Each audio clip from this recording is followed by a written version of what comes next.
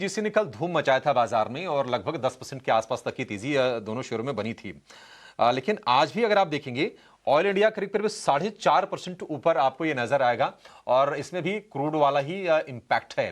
Crude अगर महंगा होता है तो इन कंपनीज की कमाई बढ़ जाती है। सीधा सीधा कोरिलेशन ये है, क्योंकि ये कच्चा तेल ये एक्सप्लोरेशन का काम करती हैं, ये निकालती हैं ये कंपनियां। और ओएनजीसी लगभग 2% ऊपर, लेकिन ऑयल इंडिया करीब 4% ऊपर आपको नजर आएगा। रचित जी, ऑयल इंडिया महीने भर की बात करें लगभग 25-30% ये शेयर दौड़ गया है। क्या और दौड़ेगा? नई बाइंग करनी है या फिर बस स्टॉप लॉस ट्रेल करते रहें जिसकी पोजीशन है? सर, महीने भर की हम बात करें और प्रैक्टिकली आपके ही चैनल पे 22 तारीख को हमने कवरेज चालू किया था इस पे, 22 जनवरी पे 433 लेवल से। और कल भी हमने डिस्कस किया था तो यही बात करी थी कि पार्शियल प्रॉफिट बुकिंग कर लेनी चाहिए।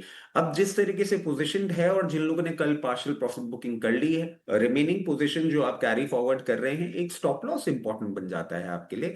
486 लेवल्स के स्टॉप लॉस के साथ अपनी पोजीशन अब आप कंटिन्यू रख सकते हैं। जिस तरीके से ये अपमूव अभी चल रहा है, और क्रूड ऑयल के लिए आप देखें सर, जितना डिस्ट्रप्शन आएगा क्रूड ऑयल भी अपना मूवमेंट कंटिन्यू रखेगा। मैं समझता हूं बहुत जल्दी आपको 534 के भी लेवल्स दिखा सकता है, तो 486 के स्टॉप लॉस के साथ अपनी पोजीशन अभी मेंटेन कर सकते हैं और अपसाइड अभी दिख रहा है इसमें। ऑयल इंडिया को लेकर ये रहा है और अपसाइड आपको दिख रहा है। खरीदारी की सलाह आपकी तरफ से, रचित जी की तरफ से आ रही है। एक और स्टॉक कल हमने चर्चा भी किया था, परसिस्टेंट सिस्टम्स का, जो यूनाइटेड हेल्थ केयर है, यूएस की जो कंपनी है, जो नई उनकी जो पॉलिसी ट्रंप सरकार की आई है हेल्थ केयर को लेकर, उस वजह से उनके नतीजों पे काफ़ी ज़्यादा दबाव दिखा था और 20% हमने यूनाइटेड हेल्थ केयर शेयर्स में देखा था यूएस मार्केट में। और उसका बड़ा क्लाइंट है परसिस्टेंट सिस्टम्स का, उसका दबाव यहाँ पर भी दिख रहा है। और आज भी देखिए करीब करीब 3%, ये हमने आपको कल बाजार खुलने से पहले ही बताया था कि परसिस्टेंट सिस्टम्स पर दबाव बढ़ सकता है। और देखिए 3% आज भी कमजोर है। अंशुल जी, यहाँ से और गिरावट दिख रही है कि या अब डिस्काउंट भाव में हो चुका है, यहाँ से अब खरीदारी कर लें? नहीं सर, गिरावट तो दिख रही है क्योंकि 61-63 का लेवल वीकली चार्ट पे प्रोटेक्ट होना बहुत जरूरी था। लास्ट वीक भी 20 वीक मूविंग एवरेज पे सपोर्ट लेके चला था। अब फाइनली इसको गिव अप करने की कोशिश हो रही है।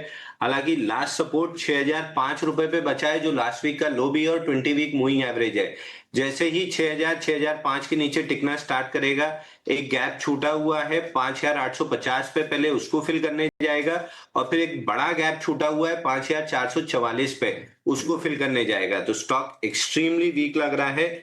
बेटर है अभी निकल जाए, और नहीं निकलना है तो 6000 का मैंडेटरी स्टॉप लॉस जरूर ले ले, क्योंकि 6000 के बाद तो स्टॉक में बहुत मुश्किल हो जाएगा कि कोई बाउंस बैक भी बनेगा। 5800 तक तो सीधी स्लाइड आती हुई दिखेगी।